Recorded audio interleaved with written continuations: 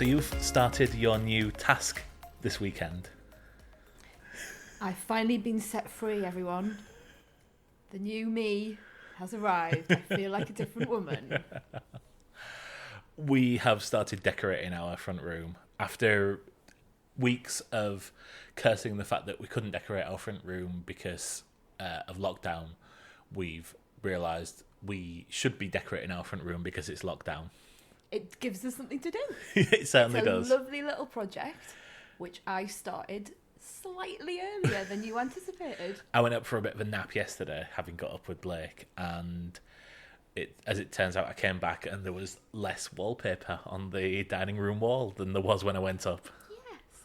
So I had a little look to see what was behind the wallpaper using a knife, and it came off far easier. A knife? I know. Our best knives. I know. But yeah, it came off far easier than I anticipated. So then, of course, once you've pulled it, you just keep pulling, don't you? Wow. That's what I did. And then I sort of got halfway and then thought, if I take the entirety of this strip of wallpaper off, you're going to know. So I'll just leave it here and put a high chair in front of it. And then I sent a message to my friends saying, look what I've done. Do you think you'll be angry? And they all said, no, it's fine. And actually, you took it really well. I was very pleased, actually, with your very adult response. I'm a big believer in it's better to ask for forgiveness than permission. Well, so, that's what I did. Yeah. And then you ripped the rest of that strip off, and that was it. I was off. The entire wall. Up the ladders I went. We need to take the lining paper off, don't we? Because we're just going to paint it straight onto the plaster. Yes. We've been learning what primer is this weekend. We've been watching YouTube videos. Because with this useless at painting. DIY, I've gone onto YouTube to find out how to paint You're onto doing plaster. really well at DIY. You're doing yourself a disservice there. I'm being nice to you on the podcast, by the way, so, you know. That's nice. But you have been really good. You have done so much already. Yeah, but I'm kind of skipping about 4 steps. Yeah, I've replaced the latch on the garden gate, and now I'm looking, going, could I put plug sockets in? You're like, can I rip out a fireplace? Yeah. I'm going to get a crowbar to rip out the fireplace is what I got the other night, and I was like, really think we might need a professional to help us with that. Well, one day maybe you'll just go up to bed. No, I've started the slight difference between putting a bit of wallpaper off and ripping out an entire fireplace, but in the grand scheme of things, there isn't, is there? You know. No, it's not gas. It'll be fine. So yeah, lockdown week 12, is it now? It's week 12 of the podcast, so yeah, probably so is. Lockdown week 12 is clearly the time where you decide, yeah, let's just do it. We probably should have Let's made a just start do on that jigsaw before we did. Yeah, we've still got that jigsaw. We are so old. Yeah. We are so... Have you heard us? Maybe this shouldn't be put into the podcast. Should we talk about some telly before we end up doing, like, Nana chat? Yeah, let's. Watching television. So, what have you been watching? I've been watching a documentary about McDonald's, which has just opened up the drive-thrus. So topical. They've just opened up some of the drive-thrus, haven't they? And there've been massive queues. People who have been really deprived of their McDonald's. In Hull, they had to say, the bus company had to say, we're not stopping at a bus stop because the queues were taking over the bus stop. It's mad. Yeah. That is mad. And then I think in our local newspaper, someone had built a car out of a cardboard box because he didn't have a car and tried to go through the drive-through. And then it made the local rag, which I thought was hilarious and told you about. Everyone's tried that on a drunken night out, haven't they? Apparently they have. You said that to me the other night. Never done it. But then I've never been through a drive-through at McDonald's. So, because I don't understand it. I don't understand the concept of a drive-through. And every time you've said to me, we used to go to McDonald's quite a lot on the way back from the hospital. Yeah. Because you're tired, you've spent all day in neonatal intensive care. And driving down the coast road, you saw them golden arches. The golden arches, and there would be a small, do you remember there's like a small amount of time where you would say to me, do you fancy a McDonald's? And I would be like, no, we're eating really badly. And there was just this moment of time where we could change our mind. And once you got past a certain part, couldn't change your mind, that was it. And there was so many times where I just went, right. And I took the turn off into my, I was like, right, we're going. But very late on. As soon as I felt the car drift to the left lane, I knew I'd got you. So but we never went through the drive-through because it confuses me. I don't understand the drive. It's something new. It's a challenge for me, new things. And because I've never done it before, I find it quite scary. Bear in mind, Elaine got a massive grump on with me last week because I wanted to know the process of taking something back to Asda. Can we not talk about the Asda incident? Anyway, it was fine in the end. We had. It's difficult now to take things back, isn't it? You know. Yeah, that's why I was looking. That's why I was looking. I just wanted them gone out of the house. I didn't want them sat in the house for any longer. So I just wanted you to take them. Even if they just took them and incinerated them, I didn't care. I just didn't want them in the house anymore. So when you were like, oh, I think you have to put them in a box, and I was like, I don't care. Please take them away. So yes. You didn't vocalise that very well, though. No, well, that's because it's a difficult time, Mark. I feel like we need to go to Talking TV again because we've just... It's a very stressful time. And, you know, that pile had been there for such a long time. I mean, I could tell by the fact that when I said, I'm going to go to Asda, you ran into the spare room to get this. Yeah. Anyway, McDonald's. McDonald's. New Sky documentary channel that's come out. Yes. That's... Sky Documentaries. Catchy name. Funnily enough. Yeah, because everyone loves a documentary these days, don't they? I think Netflix has really reinvigorated the idea of the documentary. Well, you say that, but there's also Sky Crime, which is true crime documentaries. True crime documentaries, yeah, I know. So Serial's got a lot to answer for, hasn't it? Yeah, Serial, Making a Murderer. There's and obviously there are films now. We spoke about this afternoon, didn't we? Amy and Senna. Who's the guy who did those? Who's the director of Amy? I've got Rutger Hauer in my head, which it isn't. He's in many other films, but You've he's seen not documentaries. he's not the director.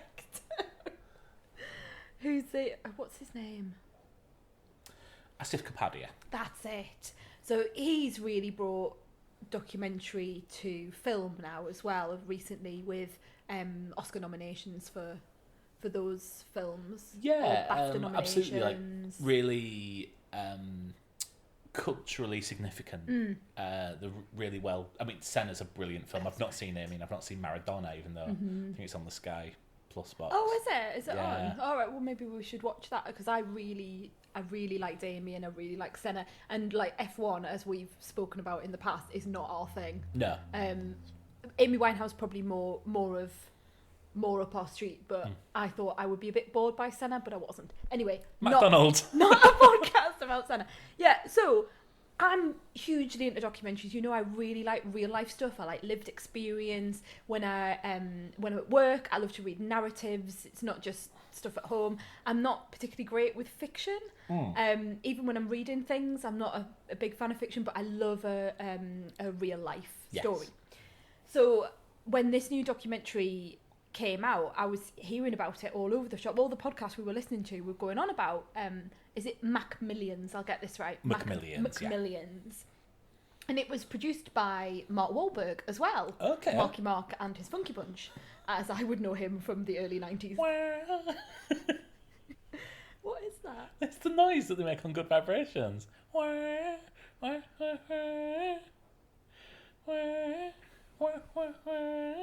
going to play it for you now. Go on. Not going to go on Spotify because No. that'll ruin my algorithm.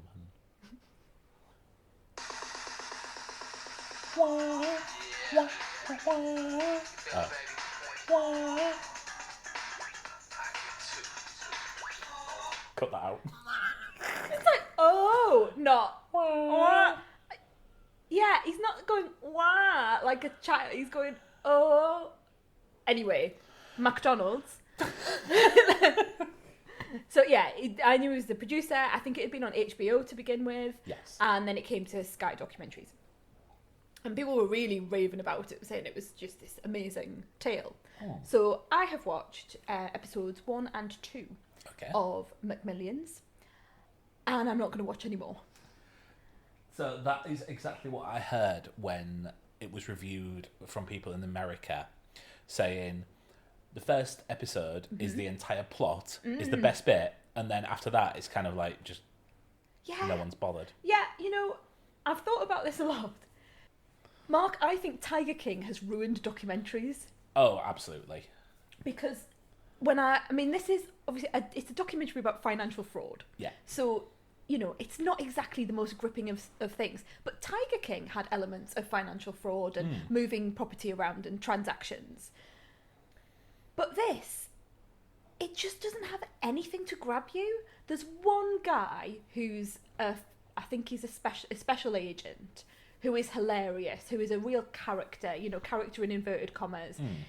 He gets to go undercover, and because this is quite late on in the time period, this is not something from the 70s or the 60s, or, this is 90s and 2000s. They had recording equipment that was really good. Yeah. So you're able to look at the video evidence that they gathered at the time. So you're able to see him being undercover. Before we go on, should we explain what the actual plot is? Yes, Yeah. let's do that.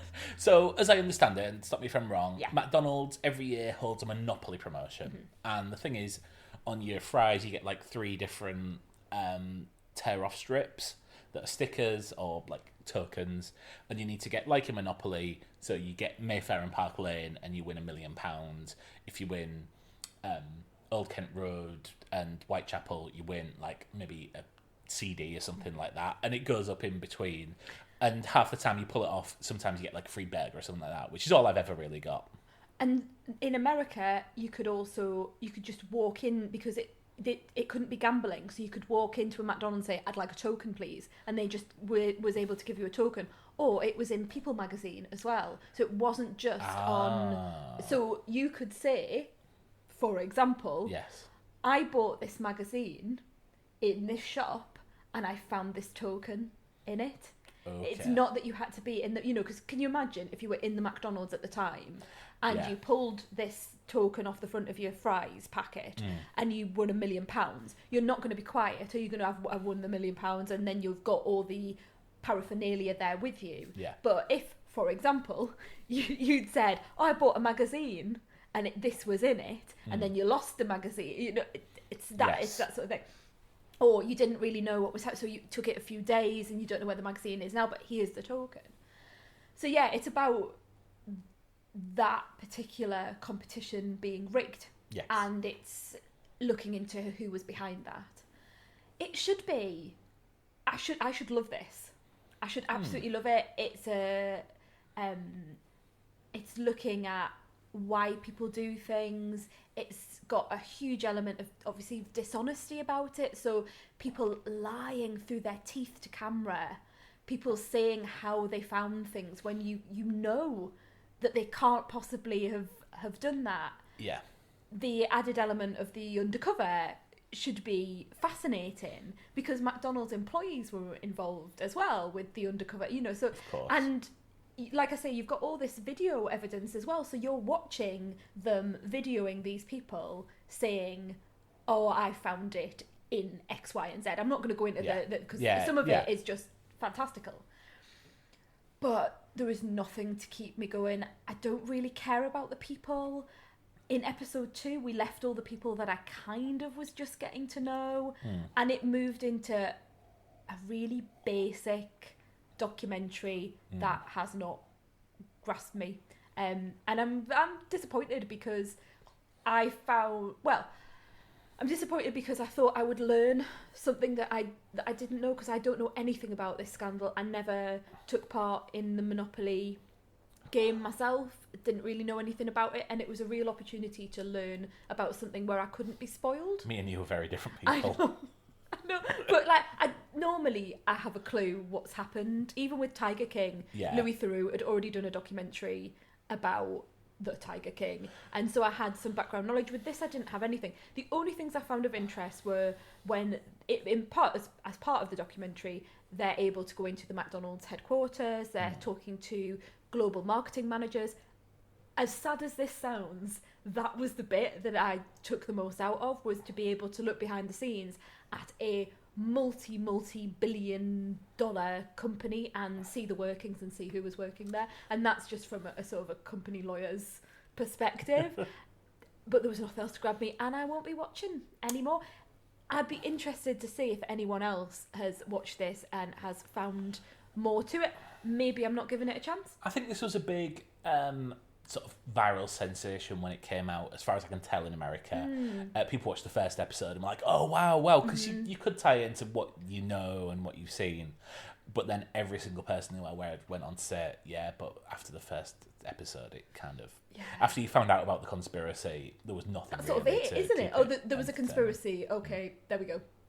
And like I say, the characters from Tiger King, who are real, they're real people. Sort of. But, how can you get over, Carol Baskin? Effing Carol Baskin. Well, exactly. So, yeah, that's what I've been watching this week. So, sad, not really a recommendation, I'm afraid. What about you? You've been watching something to do with space, and has it got Steve Carell in it? So, Space Force is very big, very headline Netflix documentary, Netflix comedy that's come out. I've got you a documentary mad. Yeah, absolutely. Do you know anything about this, other than what you've seen of my shoulder? When I walk past you in the morning. So this is written and created by Greg Daniels, who was a writer on Saturday Night Live and The Simpsons, wrote a lot of the iconic episodes of The Simpsons back in the day when The Simpsons was good. He was Is it not good now? Simpsons? No one watches The Simpsons. Never watched The Simpsons apart from when you've got it on. But apparently it's not good now, is it? Oh, it's not been good for... So I think it's been going sort of 30 years now. It's not been good for the last 20 years, I think. Okay, sorry, I didn't really carry on. Just a little interjection on The Simpsons. So Greg Daniels created King of the Hill. Okay, and Parks and Recreation. Okay. And the big thing for me, he was the showrunner on the American version of The Office. Oh, okay, right. So when he creates a new TV show, I'm going to pay attention. The cast is stellar. There's Steve Carell, like you mentioned. It's got Lisa Kudrow, who's obviously got comedy chops from Friends. A guy called Jimmy Yang from Silicon Valley, who's one of the stars. He was in Crazy Rich Asians. Oh, right, yeah. We like that. Yeah. Jane Lynch is in it. Patrick Warburton, who you probably don't know, but is that voice of everything where they need someone with a deep voice. Oh. He did The Tick. He did things like that. He's got The Tick. You've never heard of The Tick? The Tick. Oh, The Tick. Yeah. I thought you said The Take. No, never mind. So he's got a deep voice. Yeah. And he sells some bread. Oh, don't look at me like that. I don't get that. That's a great joke. Warburton. Oh, right. Okay. Carry on. It's got Ben Schwartz from Middleditch and Schwartz, which you still haven't watched and I'm never not will. going to watch it, darling. And Fred Willard in one of his final performances. Oh, I wonder why he died recently, didn't he? Yes, he did. Yeah. Added to the comedy performances, it's got people like John Malkovich in. John Malkovich plays a main role. Noah Emmerich from The Walking Dead and The Americans. Yeah. So it's got a really stellar cast around it. These people, that's like, they're like proper people. Yeah. And so I think probably the first barrier it came up with me was I had no idea what it was about. I just assumed it was sort of a Star Trek rip-off. And speaking to my friends, who we have an office group because we trade memes about The Office with each other, they all thought the same. So we didn't know what to expect. It's not about that. So in 2018, Donald Trump ordered the Department of Defense to create, as part of the army, a space force. Yes, I remember. I didn't know that. Okay. And this is in a kind of the way 2012 showed how the BBC might treat the Olympics. And W1A does a similar thing. Yeah. This does a similar thing to how Space Force might be created. Right, okay. I've seen 3 episodes of it. The pilot is awful. It's got a lot of work to do. Like, you're setting up all these... Like, I've just mentioned all them characters. They are all in it. You've got to set up every single character. And I don't think it's unusual for a pilot of a comedy to take a lot of time to do. Episodes 2 and 3 do improve, but it's really not very good. The first biggest problem is Steve Carell. He's a problem? Oh, yeah. So, so he plays the general in charge of Space Force, who's a little bit out of his depth. Yeah. If you imagine getting a 4-year-old to do an impression of a general. Oh, no. That's the voice that he does, which, being front and centre of a TV show, is a problem. No, never do a voice. Yeah. You can't carry the show like that. John Malkovich, who's obviously a brilliant actor, plays a stupid sidekick. Lisa Kudrow, who was actually quite entertaining in the pilot, not been seen since. There is a time jump that takes place in the pilot, and she has a life event that takes place in between the time jump. I don't know if that's meant to be a mystery or I've missed something, because that's never been explained and it's not been mentioned since. And you've watched 3 episodes? I've watched 3 episodes, okay. Yeah. Out of 10. So right. So you would think something would crop back up again? It's not all bad. Fred Willard is, I think, especially considering what's happened to him since, is charming and funny, and every time he comes on screen, he brings a smile to your face. That might be sympathy with obviously what's gone on since, but it definitely is. It's nice to see him, and Fred Willard is just funny telling bad jokes, and that's kind of what he's doing in this. There is a couple of characters that I really want to. An actress called Tawny Newsome. I'd never heard of her before. She's an African American comedian and improv artist. She plays a pilot who transports Steve Carell in the pilot, funnily enough. Okay. But then she becomes part of the plot, and she forms a bond with Dinah Silvers, who's plays Steve Carell's daughter. She's in Booksmart, and they've got quite a nice relationship, the two of them. Really enjoy it when I see them on screen. Yeah. Really natural chemistry between them, and they sort of bounce off each other. Nowhere near enough of them. What I wanted to do was give it one more, and I probably will give it one more, and I wanted to do it before this so that I could do it, but I just don't care, and I'm not being drawn to do it. I think the big problem is it looks brilliant. It's brilliantly filmed. The effects are really good. It's quite effects heavy, and it seems like a comedy that's been made without any constraints, and I think a comedy really needs that to go on. When you listen to a director's commentary on a comedy, and I do this because I'm quite geeky, they will quite often say, yeah, well, we needed to cut all this out, and it really hurt us to do it, but I think it makes it a far tighter, 22 minutes. With Netflix, I think they just throw money at these things, and you can be 20 minutes, you can be 25 minutes, you can be 30 minutes, you can be 35 minutes.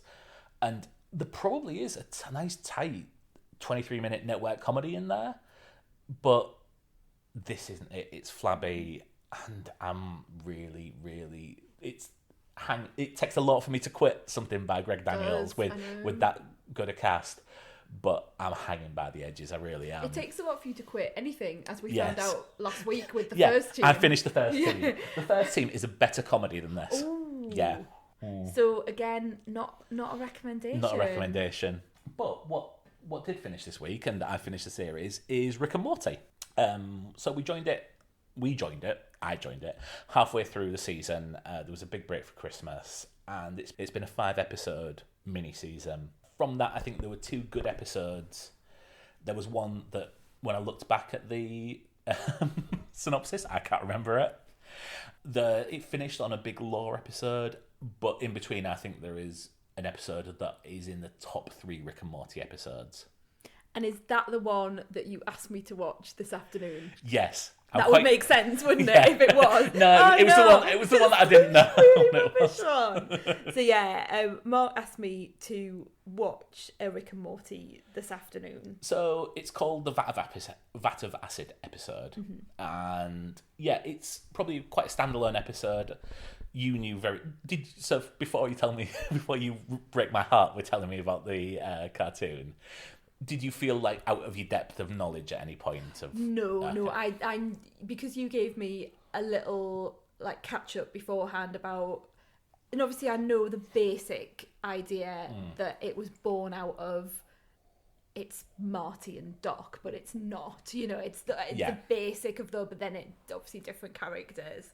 So I kind of know, and it's a grandfather-grandson relationship in this as well, which you had to tell me because I didn't know that. Okay. And you gave me some extra information about, because I said things like, oh, is there a Jennifer in this? And you said, no, there's a Jessica. Yeah, so which has never occurred to me before now. But things like that. But yeah, apart from that, I didn't have a clue what I was going into. And I didn't feel I was out of my depth. At no point did I think, oh, I've missed major relationships here. Okay. So I think this is one of the top 3 episodes of Rick and Morty, which is obviously a very popular comedy show. Yes. I think it's clever. It's... The way your eyes are raising. I'm having a neutral face. This is my neutral face looking at you. Never go into professional poker, love. I think it's smart. I think it's funny. I think the jokes are really, really well placed and good. Go on, break my heart. What did you think of it? So, first of all, this is clearly not for me, right? I've got disclaimer this is not for me. Yeah. I find it... I'm trying to think of the way of describing it. I was trying to think of it while I was watching it, but it gave me a headache to watch it. It's so... What's the word I'm looking for? It's just so busy. I was going to say busy, yeah. Busy. And for someone that... I can't... If there's a noise playing in the background, or if let's say you're clicking or something like that, or you're tapping your foot... I won't be able to hear anything else in the room unless that noise stops. So that's very much part of my personality, is that I have things like that, that I'll only be able to hear that one noise in the corner and I'll get put off by it. I need lots of calm, and I need time for my brain to catch up with my eyes. And do you know what I mean? Yeah. When things are very hectic and frenetic, and that's constant, and I've got no room to breathe, I find it really quite... It's quite painful. Okay. I can't really describe it any other way, that it makes me feel incredibly uncomfortable and my brain feels like it's hurting. And so all the way through this, that's how I felt. So that's my first bit. Yeah. I wouldn't be able to watch these episodes of this if this is the way that this cartoon is going, because I would find it too painful in my brain. This is typical of a Rick and Morty I thought it was. episode. Like, this is quite low key for some of them. Some of them really go into the science of things, and that's kind of in the conclusion to the episode. But yeah, you get multiple dimensions, you get multiple characters of the multiple people of the same characters. Even just thinking about it now, I'm blinking yeah, quite I fast saw that. Because I'm trying to get rid of the headache that's forming in my head. Just thinking about the way that it just was so... I had to keep taking breaks to play with the baby, which you got really annoyed about. I kept looking at him to get my eyes away from the telly. Now, having said all of that, I can completely understand why you love this, because it is so cine literate. The way that I found my way through it was by trying to recall the films that it references. Yeah. And there were so many, I wouldn't be able to list them. I wouldn't be able to capture them because it was so quick. I even got a Star Trek The Voyage Home at the end, which is so fleeting. I can't believe just how cine literate this is, and how many emotions you go through in just one 26-minute episode. Yeah. And I went from hating a character to feeling great sympathy with them to, being appalled. But it just takes you through so much. But again, for me, it's a bit much for 26 minutes. I can completely understand why you love this, and I can see what you get from it. And maybe if it didn't have that frenetic pace, maybe if... And I don't want to sound like an old granny, but like there's something about a granddad swearing at his grandchild that I just can't get away with. I just can't. It's just like my old sensibilities. I'll put my slippers on, but it just doesn't work for me. I think swearing is funny in certain circumstances. I think it has to be well timed, but when it's effing and jeffing for sort of... But there's no actual effing in this. It's no, just but it just out. sort of feels like, yeah, and the beep... Oh, and you know me, beeping, like a big beeping noise. That would do my nut in as well. So, yeah, it just feels unnecessary. I think what I'm saying is, if it was... like, if it was Doc and Marty, and it was a gentle pace, and there were these little references to films in the background. But what I'm saying, Mark, is... You want Back to the Future, the animated series? The animated series. Or just Back to the Future itself, you know, when you've got, like, Jaws 3D in the background, Yeah. but it's like Jaws... I can't remember what film it was, like Jaws 12 or something like that in the background. Jaws 33. 33. Yeah. I don't know if that's true or No, not. neither do I. Maybe 7. It's really bad that we don't know this because I've watched that film so many times. But yeah, I think that's essentially what I'm saying is, if it was Back to the Future, I'll be right on with it. Well, there we go. But I can understand why you like it. And also I was quite amused by the fact that I knew the theme tune, because on a morning, this really weird theme tune, this weird... Oh, what are you showing me? What are you showing me? Back to the Future, the animated series. Why are you showing me that now? Because that's exactly what you want. I don't want it now, though, Mark. I'm trying to record a podcast. But yeah, you carry on, love, is what I'm saying is. You carry on, and I'm really pleased you get so much out of it, and I can see the intricacies and the amount of detail and the amount of work that goes into this particular TV show. I'll tell you what, So I fully now appreciate why you are saying you wouldn't watch this. If you got into one of the lore-heavy episodes, because there is kind of Game of Thrones mythology around this as well. Okay. So the final episode of the series answered a couple of questions about what had happened to people previously, brought back a lot of the big villains that had been in previous episodes, and they probably do 1 or 2 episodes of this a season. Your head might just... I think you'd just be curled up in a corner. Yeah, because there were so many payoffs, even in this one episode, that it just went back to things that had been said right at the beginning, throwaway lines that came back. And I remember you saying that, like, an early episode of the podcast, that that's what it was that sort of draws you to it. It's the sort of thing that I think I would absolutely love as well. I love reading spoiler things and watching YouTube videos of, did you see that one thing in the episode that no one else spotted and that was a reference to episode 7, and we love stuff like that. But this package like this, it just doesn't quite work for me. I need something restful and peaceful and contemplative, particularly at this part of our lives. If that doesn't sell it to you, listener, nothing will. It's all on Netflix. The new series will be on in a few weeks, I think. So, yeah. So on that note, I'm really hoping that the film we're watching tonight will be restful and contemplative and peaceful, and that's the feeling I get for Before Sunrise. So I'm really interested to see if this is what I think it is. Okay. So shall we go and watch this week's? Let's go watch it. This week's Day at Night.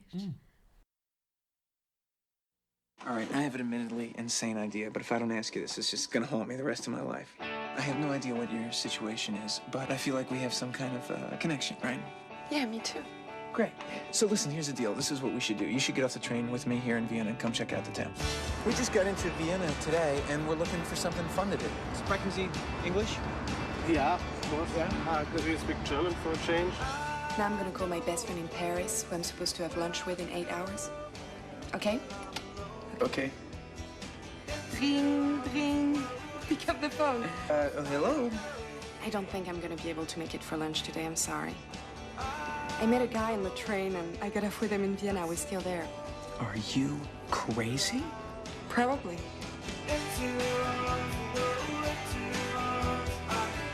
He has beautiful blue eyes, nice pink lips, frizzy hair. I love it.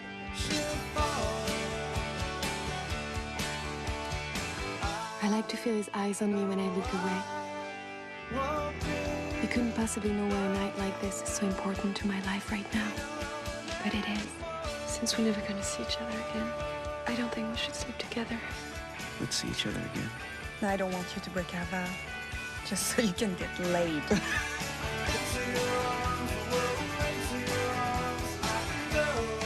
Man, I lucky we don't bite off their head after mating. Certain insects do that, you know, like spiders and stuff. We at least let you live.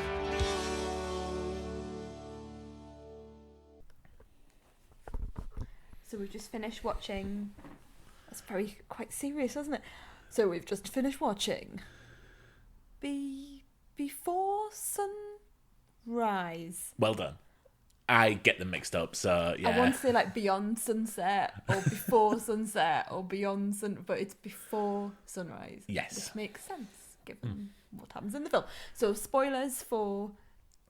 I still can't get it right. Before Sunrise. Spoilers for No, I'm not getting it right. Please take over. So spoilers for Before Sunrise. Thank you. As I'm watching this, I'm thinking, I'm not really sure what we're going to talk about on here. And there's not really a lot that we can spoil. Yeah, but Yeah. I feel more comfortable putting that out there into the world, just in case someone... Because I remember I knew nothing about this film. Oh, okay. So if there's anyone out there like that, want to warn them now, go and watch it before we take you through elements of the film that might come as a surprise. Okay. Does that sound alright? That sounds alright, yeah. Okay. Yeah.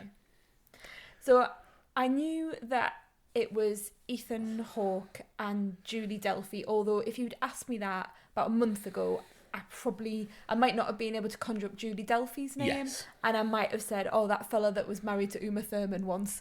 That of might have course, been yeah. where I got to, and whose daughter is in Stranger Things, which is now how I remember it. Who's his daughter? His daughter's the girl that works in the ice cream parlour. Oh, okay. Yeah. With Steve, Yes. who's my special special character from Stranger Things, like my hero character.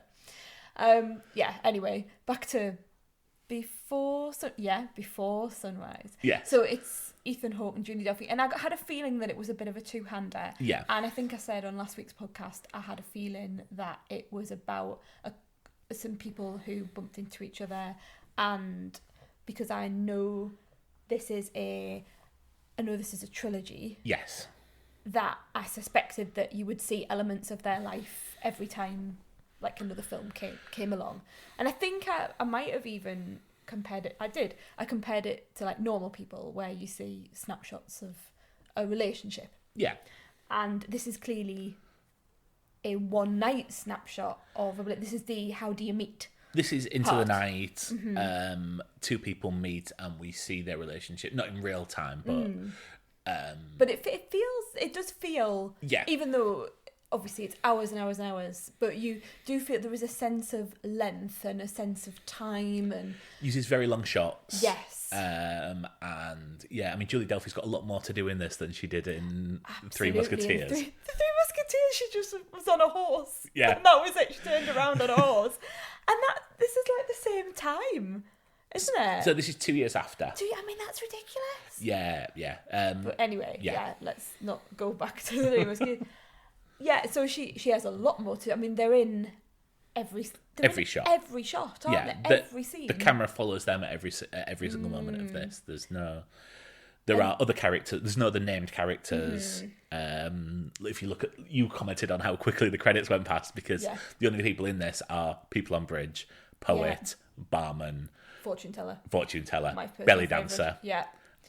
Belly dancing's a lost art, isn't it? Oh, I love it. You don't see belly dancing at all. Did you see the way her body like went in on itself and like out, and I was mesmerised. I would have given her some money in a little, the bit that you have at the front where you like some chuck the shillings. coins in. Yeah, I would have given her some money for that.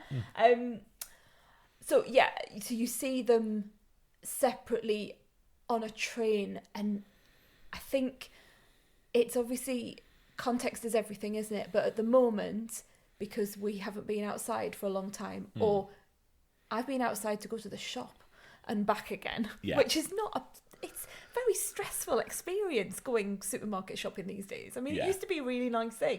You'd wander around the shop, you'd go up and down. Now you can't even go up and down an aisle. You've just got to follow the arrows. But anyway, being on a train, like when the first scene came on and you're chugging along on a train and you've got it's your perspective as well. So you are looking down the train as the trainer. I was like taking a deep breath in, and the rolling hills was going by, and it's proper old school train as well with like those sliding doors. Loved it, and then the what's it called? The lounge car, like the buffet car, as we call with it. those little lamps. Little lamps, and a man that comes and gives you a menu. I know. And he was was he in a little bow tie? I imagine he was. I think he was wearing like a train proper guard's train uniform. Yeah. So I loved all of that. I loved the scene setting, and I loved the feeling of the 90s as well. In that they're very lacking security. They are dressed very 90s for a start. They're really dressed. Ethan Hawke's wearing like a roll neck jumper and has got a little artsy goatee without the sides filled in. He's also got the most annoying hair, which I'm going to call the Leonardo DiCaprio hair, which is where he's got those little bits of hair that are like really greasy, like tiny little like drops coming from his forehead that go past his eyebrow and just past his eye, and you just want to get it out of his eye, like slick it back or move it. I spent the entire time just going, just get the thing out of his eye. Carry on. I'm not going to rant about you the whole time. And so Julie Delphi, Celine is wearing like a little strappy dress, and she's got a ribbed top underneath and a ribbed stretchy spaghetti strap dress, which is brown, because obviously in the 90s everything had to be a bit cream, a bit brown, which she overlayers, and then a pair of like flats. Amazing. And like a checkered top that she ties around her waist, like almost like a lumberjack type checkered jacket. Isn't that his shirt? Oh, is it? Right. I think so. Wondered where that had come from. Yeah. And they've got like big slouchy bags. Like you have in the 90s. It is it's very 90s, isn't it? Even when they're walking around other places later on, I was really struck by the lack of any sort of security, the lack of any idea that anything bad might happen. Yeah. I mean, he gives her a warning, like, if I'm a creep, you can just hop on a train and leave me. Yeah, just go on a train. Yeah, probably best not to do that now. But also, like, you wouldn't be able to get to the train because there's all barriers up and you can't get through the barriers. Or if you try and get through the barriers, someone comes and arrests you. Do you know what I mean? Like, you can't even get on a train now, right at the last minute. Yeah. You've got to get on the train 5 minutes before and then they shut the doors. Oh, right. So my first point I'm going to make is... there's 2 points of real big stress that I have in this film. And the first one is when they're sat on the train and... So let's go over the plot. Yeah. They meet on a train. Yep. They meet randomly. They strike a conversation. They get something to eat. Ethan Hawke is going to leave in Vienna, whereas... he's going to go home to America. Yeah, he's got a flight to catch in Vienna, so he's getting off the train there. Celine has to go on to Paris. She lives in Paris, and he's going on the train to Paris, and they make such a connection in this sort of hour before they meet, the hour as they meet, that he persuades her to get off and spend the evening with him, just walking around because his flight isn't till the morning. Yeah. Therefore, before sunrise. Yeah, in Vienna. Beautiful Vienna. Yes. Very pretty. Yes. The biggest stress for me is when he's trying to persuade her to leave, and I'm like, the train's about to go.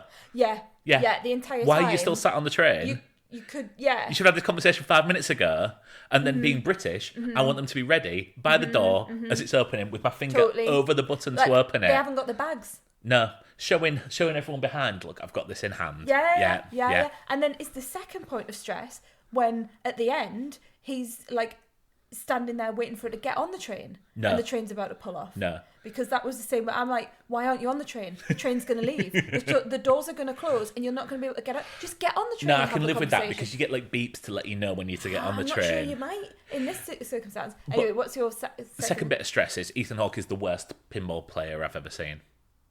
I thought he did really well. He's pressing both buttons at the same time. No one does that. But he's also giving a very long monologue. And I was thinking, because they go to a bar. I mean, they go to lots of places throughout the whole of the night. He goes to all these sort of clubs and a boat, and they sit outside, and then they're at a cafe, and sorts of these almost little picturesque moments of places, which later on in the film they allude back to because the film takes you back to those places and there's no one there. Yeah. And it's sort of very arty and quite sad to show you the places they have been and what happened in those moments. And then they go to this bar and they're playing pinball. I think it's like the first time I see them like have a beer. Which like if it was now, they would have had a beer the first time they got off. Like as soon as they got off the train. Do you want to go to the pub? Yeah, of course I do. Yeah. Just met you. Let's go and have a drink and find out a bit more about each other. But instead they like walk around looking for museums. Really odd. They have a coffee. Yeah, I mean, this is Starbucks isn't even a big thing about at this point. So the other thing as well, the bit that I was getting stressed out about was when are they eating? When are they eating? I mean, hours have gone by. So they're on the train. Yeah, but come on, you can't just go. I mean, they're walking and walking and walking, and like hours are going by. It's a shame this is pre-Fitbit, isn't it? They'd get loads of steps. So many They'd be steps. top of the leaderboard. But still, you need to have something to eat. And when you see them in a cafe, they're just having a coffee. Why aren't you having like, come on, get a bag of crisps, open it up with your teeth and split it and, share a pack of crisps like you do. So that's your moment of stress. My moment of stress in this, because I always think bad things are going to happen, is a part where, it's after the belly dancer actually. After the belly dancer, there's a group of young men that sort of have a bit of a sniggery sort of, oh, look at that, or look, and they're looking behind them. And then Ethan Hawke and Julie Delphi go wandering off, as they do throughout the whole of this film, down little corridors where there's no one around. And the entire time I'm thinking, those blokes are going to come down that corridor. I'm like absolutely hypervigilant for them the entire time. Like I'm always thinking, someone's going to come around the corner with a knife. Someone's going to come around the corner and be playful with them and funny with them, and then it's going to turn. And they do meet, like there's a cast of characters that they meet. And there's a guy by the river who says he looks like he's probably a bit out of it on drugs, and he says, rather than me ask for money, I'll write a poem. And the entire time I think, oh yeah, this is going to be really funny, and he's going to come over and give you the poem, and then it's just all going to turn on a sixpence, and you're going to be, it's pitch black in the middle of the night by this canal or river or whatever, and this guy, and there's probably other people going to come out from the bushes. That's the way my mind works. So yeah, I was worried for them throughout the entire event. It's not that sort of film. Yeah, I know. I know. Or my other thing was, wouldn't it be funny if he turned out to be a wrong 'un? Like that, I think that would have more sway for me, is that, is he a wrong 'un or is he not? Well, I mean, there is that thing of you don't know if what they're saying is true. You don't know if the descriptions, because they have just met, they make a decision that they're probably not going to see each other again. And so, they can be whoever they want to be. And, there is a point early on where they are asking each other questions, and someone says, well, if you asked me that question, I'd just lie to you. Just lie. And I'd make a nice story.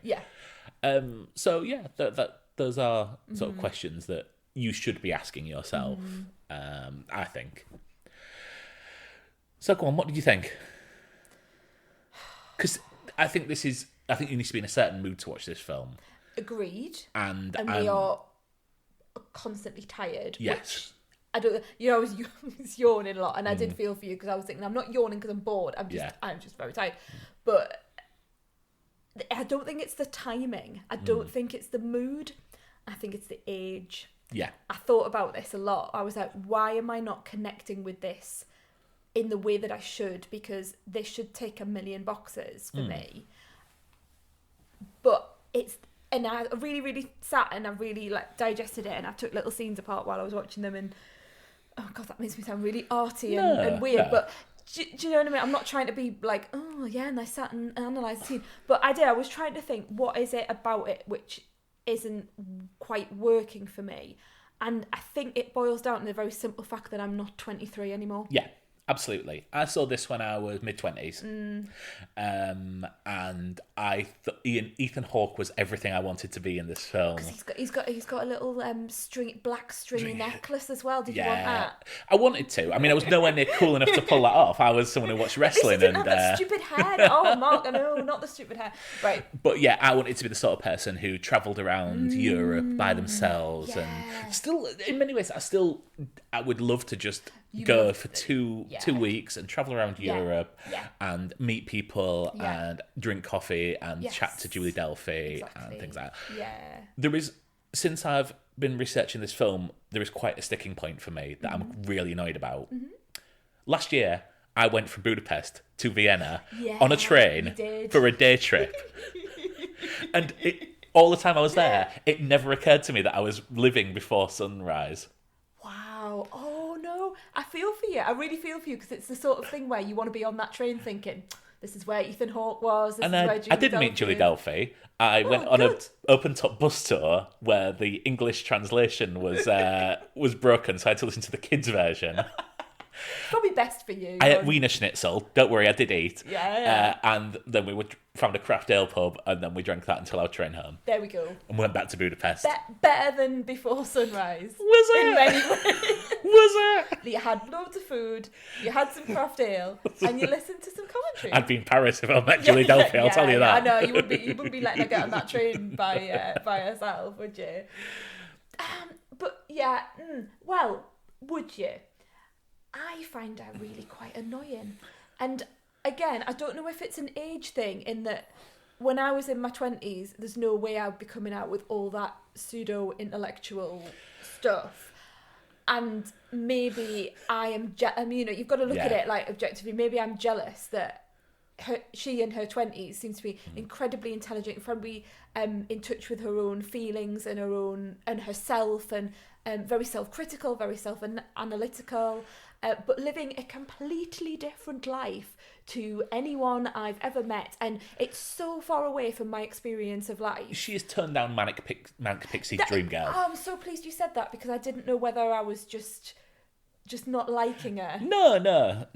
But she's a bit wacky and a bit ethereal, and she's the dream of this French girl, and I think that's the point. So what did you think of the performances? well, again, like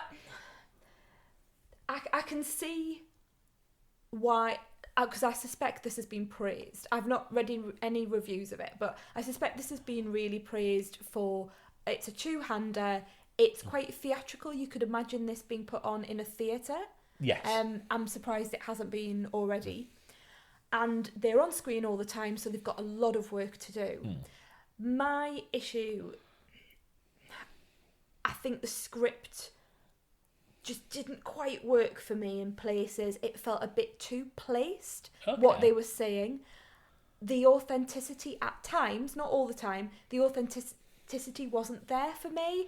It kind of felt like what I suspect Richard Linklater, the director, thinks that people at that point in time from those places would say.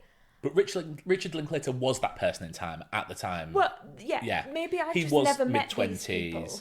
Yeah, I think I've seen these people. I think I know these people who sit there, and I don't think they're too far off.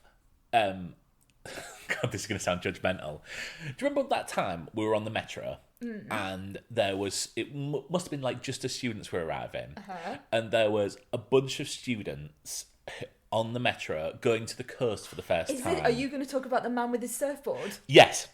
So there was these students who clearly just met each other, and then they were all talking about like where they've been in life and there was one guy who wanted to be interesting and had a surfboard with him. Huge. And on the metro. So couldn't sit with his friends because he had to stand by the doors with a surfboard. Yeah. But wanted to, I think if he, instead of being a surfer, read intellectual books, he would be Ethan Hawke. Yeah, he would. Right. And I think that Ethan Hawke is written to be a pseudo-intellectual 20-year-old. So interestingly, so it was written by Linklater, and when he realised how much Celine would have in there, he brought in a female friend to write Celine's parts because he wasn't sure that he could write a female voice. Right. Interesting. They gave the script to Ethan Hawke and Julie Delphi, and they added their own spin on it. I felt that there were certain points that there was a little, not a huge amount, but a little bit of improvisation. Yeah, I don't think it's improvisation, but it clearly was at one point. If you see what I mean, it's a written script, but the leads are adding their part to it, and that's how I felt. I'm going to jump on your word. It felt very written. Yes, that's the only thing I felt. It felt. at times I kind of thought, oh, now they're in a cemetery Yeah. talking about a 13-year-old that had died, and she was 13 and now she's 23, and the 13 was still 13, and then later on he's talking about W.H. Auden and Dylan, and that's, I mean, I wouldn't have any truck with that. I'd be, you know what I'd be. You literally took me to a cemetery. We went to Edinburgh the last time. Yeah, but I'm not standing there next to someone's grave going, I was here. No, we went and 10 looked at years." people who were named after, who Harry Potter characters were named after. It was a Harry Potter. It was where J.K. Rowling was meant to have found the names of various characters. It was to Film Connection. Come on, it's not me standing there giving you like a lyrical tale. But anyway, yeah. I wasn't also. I'm sorry, I'm being really negative about this, but I also wasn't entirely convinced with the chemistry. That's interesting. And I don't know whether it's because I don't particularly like them as people. I don't think they're terrible people or anything like that. I would find them really hard work. If I was sat with them in the pub or having coffee outside a restaurant, I would be getting my phone out and thinking, let's go to that graveyard and see all the Harry Potter people. Do you know what And I mean? leave them there. Yeah, like, we'll just Push them in the Danube. else. So yeah, they're just not my kind of people. Okay.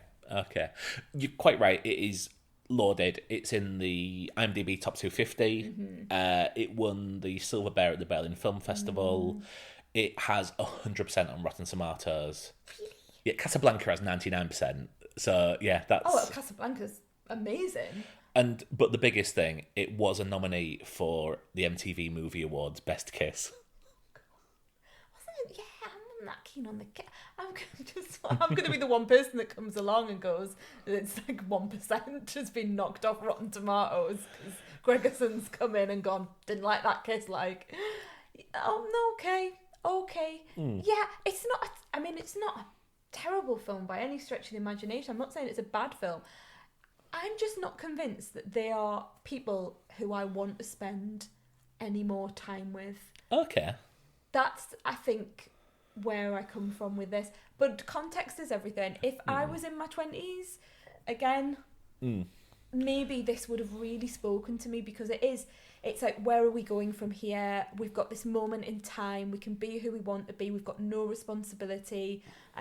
You can travel on a train for, you don't even, it doesn't even matter if you get off the train on a different stop. Yeah. And that makes me feel very stressed. The fact that you're getting off on a stop that you didn't actually intend to, and you've only got your bag, how are you going to have a wash? Which loo are you going to go to? All of these sorts of things are really important to me now. But I'm like 39. So I'm in a completely different point in my life where I can't just go and jump on a train round Vienna with the random man. Okay. So I think that's the context. What do you know about the sequels? Because it's sort of caught up. It leaves it with them. She goes off on the train to Paris. He goes off on a bus to the airport, and they agree that in 6 months they will meet each other back in Vienna. So my feeling is that the latest of the trilogy, the third of the trilogy, came out not that long ago, and I've like, by osmosis, you read about stuff, don't you? But you don't really care. But by osmosis, my brain is telling me that they were having trouble in their relationship. So I'm anticipating that they have met and they have started a relationship, or they've had some kind of relationship in the past, and actually now I've got a feeling they've got kids as well, but I might be thinking of a completely different film. Okay. Anyway, that's sort of where I see it go, and I think they're going to break up, or so they're trying to decide whether to break up in the final film. So the films, each one takes place 9 years apart. Okay, so they didn't meet up. I'm not going to say that. But yeah, it's a slice of life, and we visit them in 9 years' time. Yeah. And that's set in real time, so it was released 9 years later. Yes. And then Before Midnight is, again, 9 years later, in, I think it was 2013. Yeah, okay, 2004, 2013. Yeah. Obviously, Richard Linklater, kind of stole this idea again when he made Boyhood, I was just about to say that it's a similar concept, isn't starring Ethan Hawke. Yeah. Who and is and that's why I was thinking maybe I'm getting it confused. Maybe I'm mixing the two up. Ethan Hawke is apparently Linklater's muse, Okay, fair enough. which is a bit of a weird thing to I declare, don't really but know very much Linklater. What else did he do? so he did Fast Food Nation. He's quite eclectic. So let me just open up his IMDb, and because he did like School of Rock, which is obviously very he? different. All right, I didn't know that. That's really different. Like tonally, completely different.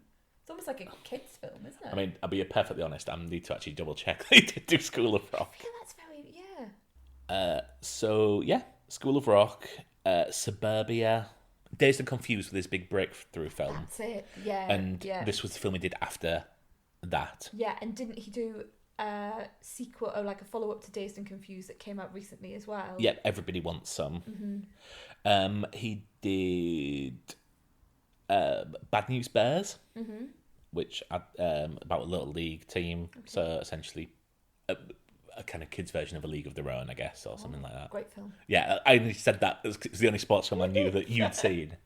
Fast Food Nation, Me and Orson Welles, Bernie, the film with Jack Black. None of these, like, they're not films that I've ever seen, or well, apart from School of Rock, but I've ever been drawn to watching. So yeah, he's very eclectic, and spends a lot of time with his characters. We'll often revisit them. It's not a new concept. I think like Truffaut was doing that with like the Antoine Doinel series. I'm just putting that in so that I sound vaguely art house thing. You'll cut that out as well, won't you? No, I'm not saying anything.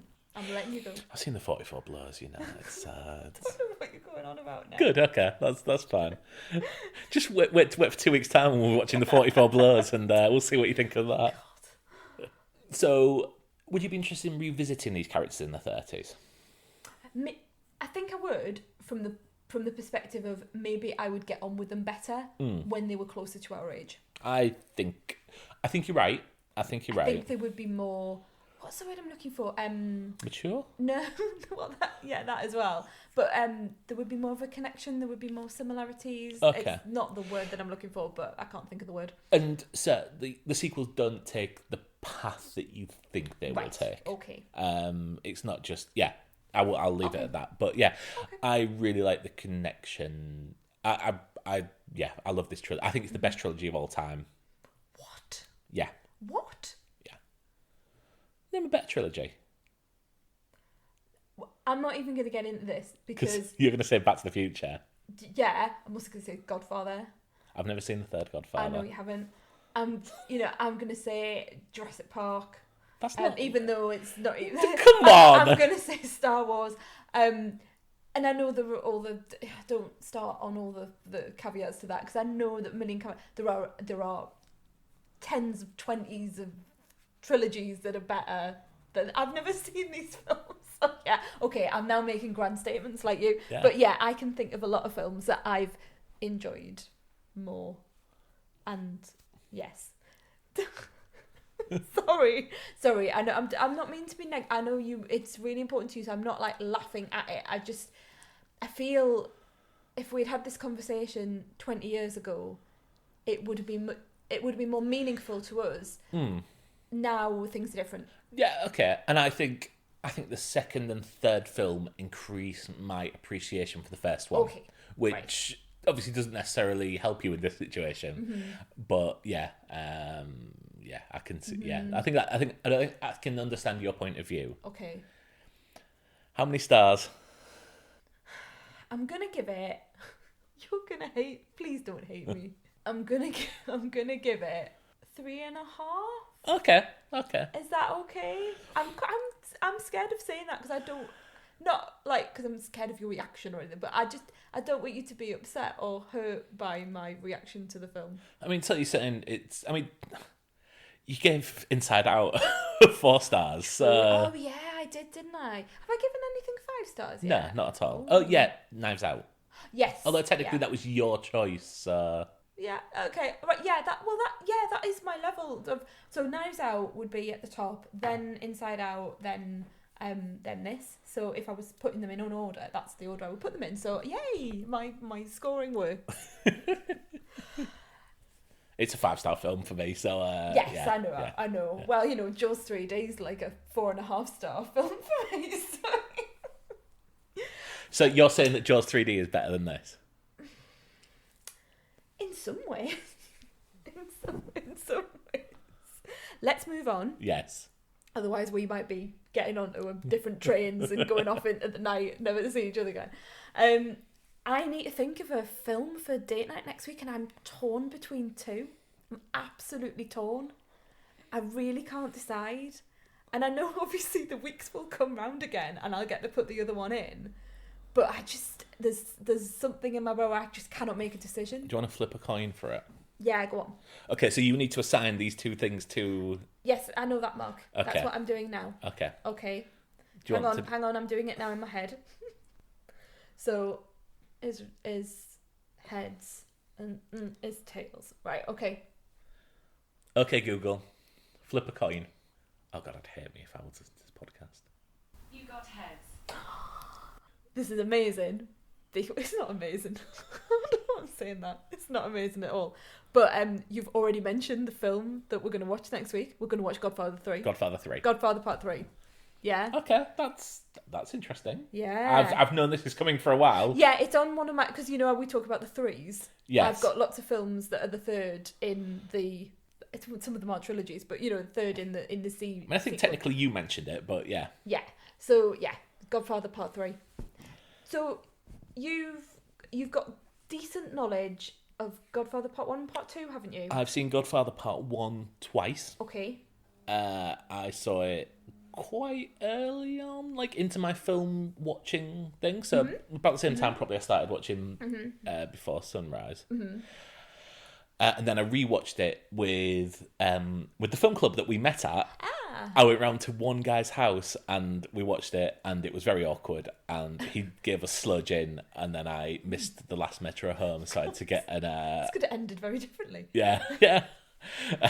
So I had to walk back from Gosford. Well, I'll not give you slow gin next weekend. The second one I've seen once. Wow, I think that's one of my most watched films. Oh, it's very long. Yeah, I love it. So I've seen Godfather Part 1 twice.